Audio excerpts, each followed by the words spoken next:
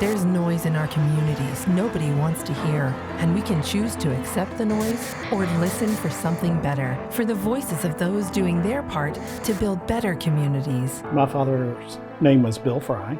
Dad always owned his own businesses. He was very entrepreneurial. He's had markets and delis in almost every section of Knoxville. He was a great cook.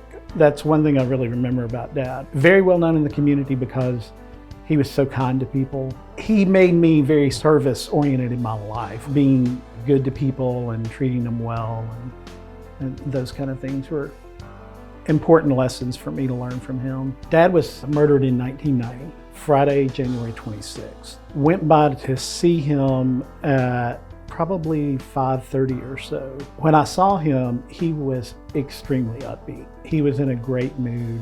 That was my last memory of seeing my father alive. 8:20, someone banged on our front door. They said, "You've got to get to your father.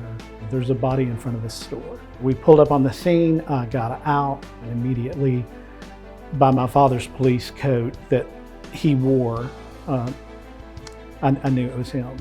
It was a horrifying, terrible moment. What was even harder was having to go home and tell my mom. It took 6 years to solve. I remember pulling up at traffic lights and looking over and just for one reason or another wondering, is that the person who killed my dad? In 1993, we formed the East Tennessee Task Force for Victims' Rights. We tend to think of ourselves and our communities as what we see from our front or back porch. And that's not what community really is. It's bigger than that. I hope that my voice will help really reinforce that violence isn't an option. We just have to learn to care for each other and love each other and give each other some hope.